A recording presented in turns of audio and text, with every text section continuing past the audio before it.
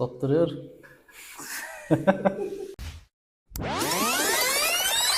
Билим алсаң урматсы алып келет. Билим сага акыл ой кубат берет. Канча билсең ошончо үйрөн оку. Билимдүү тилегине дайым жетет. Саламатсыздарбы урматтуу көрүүчүлөр. Алдына бир кесиптин ээси болом деп чоң максат коюп, жана ошол максатка жетүү максатында окуу кенине келген жаш студенттер жана ошол студенттерге билим берип келе жаткан мугалимдер. Бүгүн биз жаш студенттер жана окуу жайыбыздын ийгиликтүү бүтүрүүчүсү, өзүнүн адеп аклагы, жүрүм туруму менен көптөгөн студенттерге үлгү болгон биздин Эржигит агай менен жаштардын көз карашы жана тажрыйбалар кесилишкен аянтчада сонун билимге толуу маек курган жатабыз. Анда эмесе биз баштайбыз. Саламатсызбы? Биздин бүгүнкү муундар диалогу аттуу кыскача маегибизге кош келипсиз. Биз тууралуу сиз тууралуу окуу жайыбызда көптөгөн жылуу сөздөрдү уктук жана сиз тууралуу абдан көп маалыматтарды алдык. Ошол жөнүндө дагы өзүңүз жакындан тааныштыра кетсеңиз. Саламатчылык. Биринчиден сиздерге чоң рахмат, ыраачылык билдиребиз. Муундар диалогу деген бир жакшы теманы, ушундай бир жакшы темада маек курганыңыздарга, ушундай бир маекке чакырганыңыздарга терең ыраачылык билдиребиз. Мен өзүм жөнүндө кененирээк сиздерге тааныштыра кетсем, 1999 жылы Лейлик районунун Ак Суу айылынын Субаш айылында жөнөкөй дыйканчынын эле үй бүлөсүндө төрөлгөнмүн. Ошол жакта мектепти окудум, мектепти ошол жакта бүтүрдүм. Андан кийин окууну бүткөн соң өзүбүздүн эле жакын Сүлүктү шаарына келип, ошо орто кесиптик билим берүү бөлүмүнө биринчи курска тапшырганмын. Азыркы учурда Сүлүктү шаардык Маданият сарайында эмгектенип келе жатам. Ошол. Азыркы учурда көп эле окуучулар мектеп аяктагандан кийин баары эле шаарга шашышат, шаарга барып окуйбуз, шаарга барып иштейбиз дейишет. Бирок сиз ал ойдон четте калып, эмне үчүн Сүлүктү жергесиндеги окуу борборуна тапшырдыңыз, эмне себеп болду, же болбосо бирөө себеп болду ошол окуу жайга тапшырганыңызга, ошол жөнүндө айта кетсеңиз. Аябай жакшы суроо болду жана кызыктуу суроо болду мен үчүнчү. Себеби жана айтып кеттиң го, мектепти бүтүп, ар бир окуучу же абитуриент шаарга качат. Азыркы биздин түштүк чөлкөмдө негедир окуучуларыбыз бүткөндөн кийин шаарга көп эле кеткиси келет. Алардын катарында мен эле болгом. 2017 жылы мектепти бүттүм. Шаарга барам, окуймун деп ошо бардыгы сыяктуу эле мен дагы шаарга кеткем. Бардым, эң кызыктуусу окууга да тапшырган жокмун. 1 жыл иштедим. Мектепти бүткөн соң шаарга барып 1 жыл иштеп жүрдүм. Андан кийин негизги себеп атам эле себеп болду. Кайтарып чакырды. Анан бир аз ойлондум. Үй бүлөгө дагы жакын болуш керек. Үй бүлөгө дагы бир аз болсо да пайдасын тийгизиш керек. Кайтып келип, чобайкелеримден бир кеңештери менен мен Сүлүктү тапшырып калдым. Анан азыр суроо беришиңиздер мүмкүн, мындай кызыктуу окуялар же ушул кызыктуу окуяларымды да ушул жерге калып кетейин. Мен окууга тапшырганда 1 жума окуйм деп келгем. Атамдарга үй бүлөмө барып айтып, мен 1 жума окуйм десе болду. Андан кийин мен Россияга кетем депчи. Ошол жакта иштейм, мен мондай кылам деп өзүнчө пландарды түзүп, анан 1 жума окудум. Сүлүктүгө келсем, мен ойлочу элем да, ушу парктын алдыда бир эле университет бар депчи. Ошол жерге келсем, мен окуйт экенмин. Даже мен каерде окушумду билбейт элем да. Техникумда окуйсуң деп туруп мен 8-ойго өтүп көрдүм. Ошол жака бардым, биринчи сабакка катыштым. Анан 1 жума окуп көрдүм. 1 жумадан кийин атамдар чалып айтты, Москвага кетесиңби? Байкең келип дейт, калып кетет экен. Атам мен дагы 1 жума окуп көрөйүнчү, кандай болот экен деп. Хорошо деп 1 жума калдым дагы. Кийинки жума сурады, атам мен Россияга барбайм дедим. Себебин көрдүм да. Студенттик күн, студенттик жашоо, алгач окууга тапшырган күндөр башкача сезим болот да. Ошол нерсени мен сездим. Мага жакты ошол нерсе. Ошол үчүн ушул Сүлүктүдө калдым, өзүбүздө иштедим, өзүбүздө окудум. Азыр Кудайга шүкүр. Сиздин студент кезиңизде кайсы сабак сизге оор болду эле жана кантип жеңдиңиз? Биздин студент кезибизде деп мурун окуп кеткендей эле маек берип атабыз азырчы. Бүткөнүбүзгө 4 жыл эле болду. Эми 3-4 жыл карап кетип атат. Мен студент кезде эми мындай мага жакпаган сабак болбочу эле. Жок эле. Бирок Баары эле жагатпы? баары эле жагат, бирок кыйналган сабактарым бар да. Мен мектеп кезинде окуп жүргөндө Азыр эми ошол эжекелерибиз, агайларыбыз көрүп калышса керек. Кечирим сурайм. Бирок алгебра менен англис тилинен мен кыйналат элем да. Алгебраны бир 5-6 класска чейин жакшы окудум дагы. Андан кийин уже чоңойгондон кийин уже таштап койдук. И окууга келгенде деле ошондой болду. Алгебрадан жакшы кызыкпачу элек. Анан чет тилинен мен биздин мектепте чындап айтканда англис тилинен сабак анча өткөн эмеспиз да. Мугалимдер жетишсиз болуп, бир жыл окутса, эмки жылы мугалим кетип калып же жок болуп ошондой болгон. Биз толук сабак алган эмеспиз. Билбейбиз аны. Ошол сабактарды жаман көрчү элем, анан кыйналчу элем. Бирок ошол сабактар керек экен. Азыр мен чет өлкөгө чыккым келет. Уже ойлоном да. Чет өлкөгө барсам англис тилин билбеймин. Орус тилди билген мамлекеттер азыр да. Көпчүлүк билсе дагы англис тили сөзсүз керек. Ал нерседен кыйналам. Биринчи тилдин, чет тилдин ошол минус жактары болот, билбесең. Эми орус тилди бардыгы эле билип калды. Түшүнөт, билет, сүйлөшө алат, эптеп кетсе болот да. Анан алгебра кызыкпайт эле, мага жакпайт эле. Бирок турмуш ошол нерсени үйрөттү мажбур. Азыр алгебраны мен классташтарым жакшы зор окуп жүргөн классташтарымдан деле жакшы билем деп ойлойм. Себеби турмушта керек да. Мага керек эмес, жок. Санааны билем, телефон бар, кошуп бөлгөндү билсем, башка эмне кереги бар деп элем. Бирок ошол деле керек экен. Азыркы учурда мен эми биз адам жашоосунда алгебра, чет тили, кыргыз тили, мындайча көп предметтер бар. Ошолордун бардыгы бизге керек сөзсүз. Ар биринин өзүнүн орду бар, ар биринин өзүнүн колдоно турган жери бар. Алгебра сабагы турмушта бизге тарбия дагы берет, жол дагы көрсөтөт, мотивация дагы берет. Сабак ошол эсебиң болбосо, сен эптей албайсың да бул жашоону. Эсепти табыш керек, эптешиң керек, жашооң жакшы болот. Ошол. Бекерден айтпаса керек, математика илимдердин падышасы деп. Агай, сиз азыр мотивация деген сөздү айта кеттиңиз. Ошол азыркы учурда көп эле студенттерде мотивациясы жок да.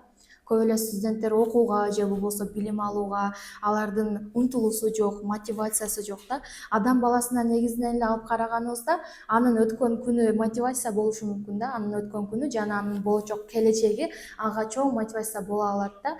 Бирок ошол азыркы студенттерге өзүңүздүн кеңешиңизди бере кетсеңиз, эмнелерден мотивация алышы керек? Сиздин оюңуз кандай буга? Так, мотивация боюнча азыр адамдар, мен жеке оюм мындай да. Адам өзүгө өзү мотивация берип үйрөнүш керек да. Биринчи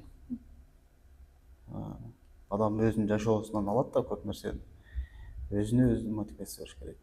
Анын ичинде көп нерсе кирет. Сага ата-энең мотивация берип жөнөттү. Окууга келдиң. Эмне максатың бар биринчи? Окууну ийгиликтүү бүтүшүң керек. Жакшы бир турмуш курушум керек.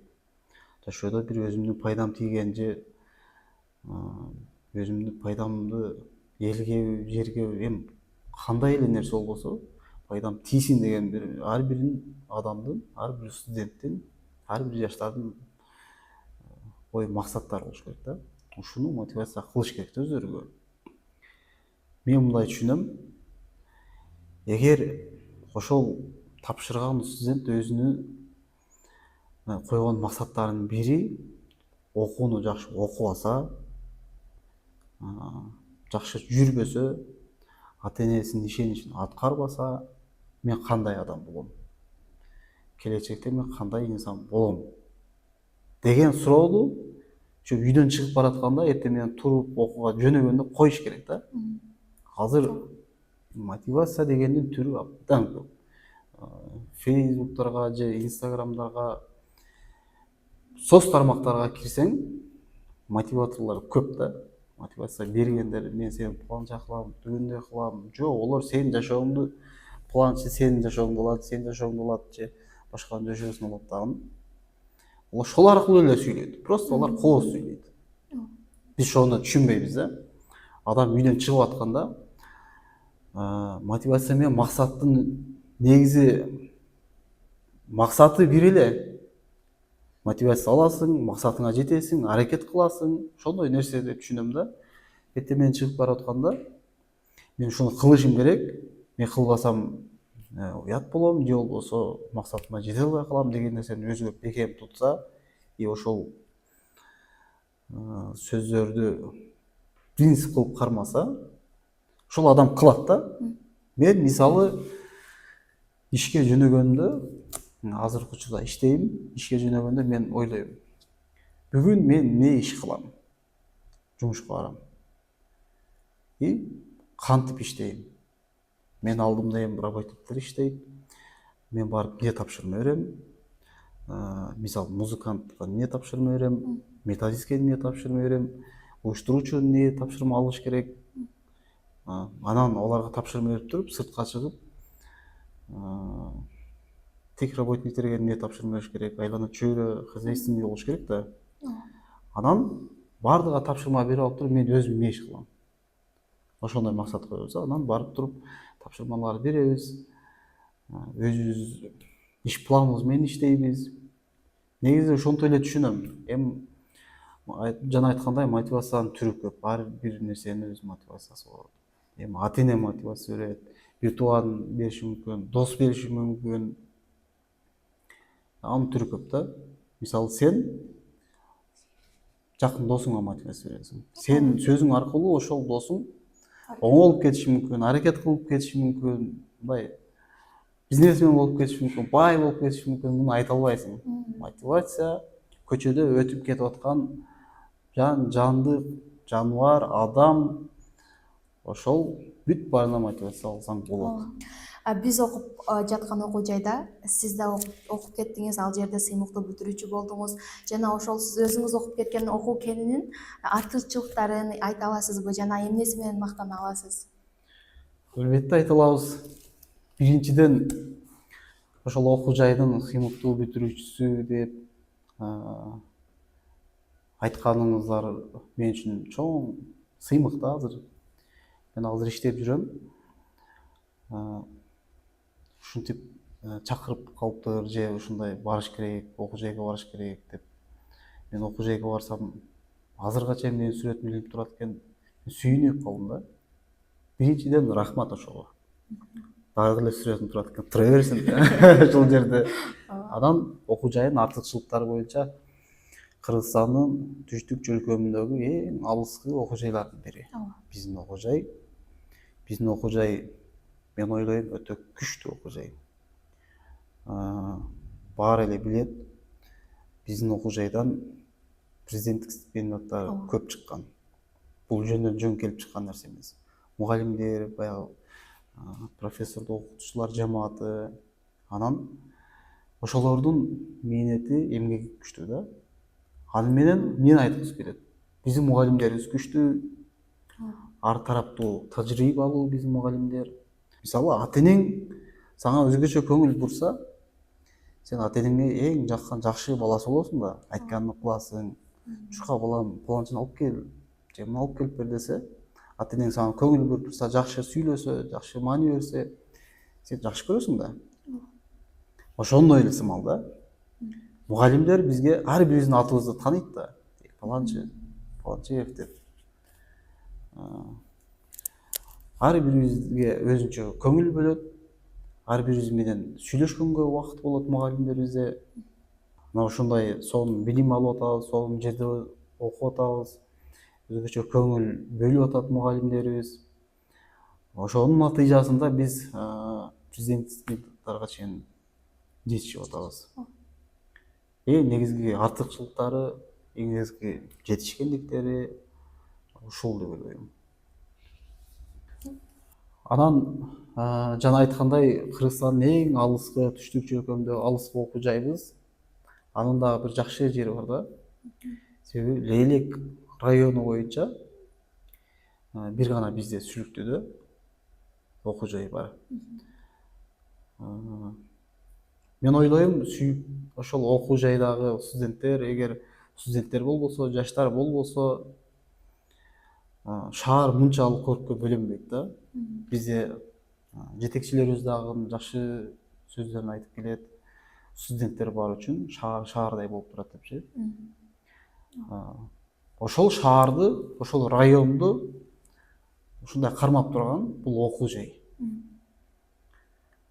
Ошон үчүн шаарыбыз, районубуз, жаштар бар үчүн, студенттер бар үчүн, окуучулар бар үчүн шаар болуп турат да. Өзүңүздөр билесиздер, баягы студенттер каникулга тарады, мектептерде каникул болду. Шаардын кандай акыбалын билесиздер, шаар тыптынч болуп калат. Работниктер обедке чыгат, 5-6-та кызматкерлерди көрөсүң, эч жок, көчөгө чыксаң эч ким жок, тыптынч. 1-сентябрь болду дегенден студенттер келет, окуучулар келет, шаар өзгөчө бир майрамдай эле көрүнүш болот да. Ошон үчүн жаштарга өзгөчө көңүл буруш керек. Ошондо айтып кетем. Жаштарга өзүнчө шарттар түзүш керек. Жаштарга көңүл буруш керек. Жаштардын ойлоруну, жаштар менен кеңешиш керек. Жаштардын идеясын алыш керек. Талантын алыш керек. Таланттуу жаштарыбыз көп, айтып атпайбы? Сүлүктүү талантка, тарыхка бай. Ошол негизги өзгөчөлүктөрү ошол. Эржигит агай, бизге окшош жаш муундарга, эми эле студент болуп баштаган студенттерге өзүңүздүн кичине кеңешиңизди айта кетсеңиз. Рахмат. Эми бир аз тамашалуу сүйлөшсек деле болот эди. Баягыдай азыр жана айткандай биз деле улуу муун эмеспиз. Биз деле жаштарбыз азырчы. Эми силерге окшогон жаш жаңы келген студенттерге өзүнүн насаатыбызды айтып, мындай болгон эми силер моундай болула деген насаатка деле ал жете элекпиз. Бирок бир аз болсо дагы тажрыйбадан анан силерге кеңеш, сунуш айта алабыз да биз. Азыркы жаштарга айта турган бир аз сунушубуз, кеңешибиз убакытты туура пайдаланыш керек, эң негизгиси. Биринчиден мен айта кетем, азыр ойлоном. Мен студент болуп жүргөнүмдө телефондор ошондо деле бар эле. Жакшы эле өнүгүп калган элек. Азыркыдай жакшы телефондор колдонгонбуз. Бош убактыбыз көп болгон да бизде. Окуудан келебиз, үйгө келебиз дагы телефон чукулайбыз. Анан кечинде көчөгө чыгабыз, уктайбыз, эртең менен кайра окууга кетебиз. Бир эле сценарий болгон да. Биз башыбыздан өткөн адам катары силерге эң бир эле кеңешти ушул силерге суранайын и сунуштайын. Убактыңарды туура пайдаланууга. Азыр мен өкүнөм. Эгер мен студент болуп калсам, эмне кылам? Толтура нерсени ойлоном. Эртең менен окууга барам. Окууга тиешелүү өзүнчө баягы курстар бар, башкалар бар, барын катышам. Андан чыгып үйгө келем. Жаштар кыла турган нерселер көп да. Туура пайдалана турган нерселер көп. Мен азыр жаштарга айтам, окуудан чыгасыңар, эмне кылышты билбейсиңер. Көп убактыңар телефон менен өтүп кетип атат. Эгер силер убактыңарды туура пайдалансаңар, жанагы оюңарда пландаган нерселериңерди баарын жетишкенге азырдан аракет кылсаңар, сөзсүз түрдө эртең бир кесиптин ээси болосуңар, буюрса. Бизге окшоп бир жерде иштейсиңер, бир жерде жетектейсиңер. Ошондо эң чоң пайдасын тийгизет. Биздин туура пайдаланбаганыбыз, эми канчалык деңгээлде туура пайдаландык убактыбызды, бирок ошол жалкоолук кылганыбыз ошол маалдагы койчу сабакка барбайм деген күндөрүбүз. Анан жаштыкты эми жаштыктай өткөрүш керек да. Стадионго чыгыш керек, балдар менен, кыздар менен жакшы нерселерди уюштуруш керек. Ошол маалда кыла албай калган нерселерибиз сөзсүз түрдө азыркы учурда жумушубузга, азыркы жашообузга зыян тийгизет да. Ошондо мен ойлойм, силер суроо берип атканда сразу ойлодум. Убактыңар өтө экен силергичи. Бүт бадык нерсеге жетишсеңер болот. Силерге ата-энеңер ишенип жөнөттү. Ошол бир кесиптин ээси болсун деди. Ушул нерсеге силерге убакыт бөлдү и силердин шартыңарды түзүп берип атат. Силерде башка жумуш жок. Окушуңар керек, келечегиңерди түптөшүңөр керек. Только ошол план, ой да силердики, ошондой болуш керек. Эгер силер туура пайдалансаңар, туура окусаңар, жакшы окусаңар, жаштыгыңарды ар тарапка мындай ар тараптуу жумуш болобу, окуу болобу, иш болобу, оюн, күлкү болобу азырдан үйрөнсөңөр, туура пайдаланып, момундай кылам, анан момундай кылам, баягы план боюнча иштесеңер, эртең иштесеңер эч кыйынчылык болбойт. Мен бирөөлөргө жакын досумабы же бирөөлөргө айтып калдым. Сен убактың аябай көп дедим да. Анан ал бир жерде иштейт окшойт, же бир жерде окуйбу, бирдемке окшойт. Анан мен койчу, мен жетишпейм, мен бир жерде иштейм, анан экинчи жерге мен чарчайм, кой дейт да. Жок, сен кыйын болсо дагы ошонун үстүнөн чыккын. Кыйын болсо дагы ошол нерсени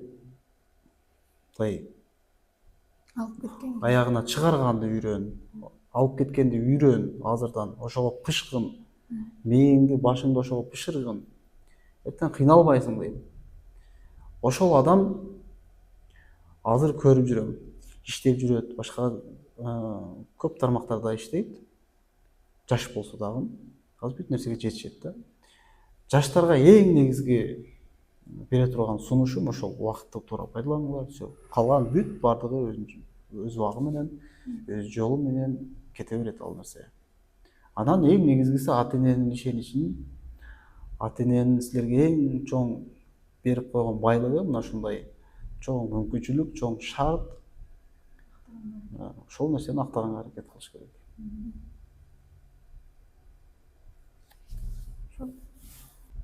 Бүгүнкү маек сонун деңгээлде өттү деген ойдомун. Эржигит ага, сизге дагы келип бергениңизге чоң рахмат. Ыраазычылык билдиребиз. Чоң рахмат. Албетте сиздердин жамаатыңыздарга окуу жайдын ушул муундар диалогу аттуу ушул иш-чараны десек болот. Ушул программаны иштеп чыккан, аябай сонун иштеп чыгыпсыздар. Ушуну ким иштеп чыкса дагы чоң ыраазычылык билдирем ошол инсандарга. Сонун. Мындан кийин бул иш-чараны, бул маекти эч качан токтотпоңуздар.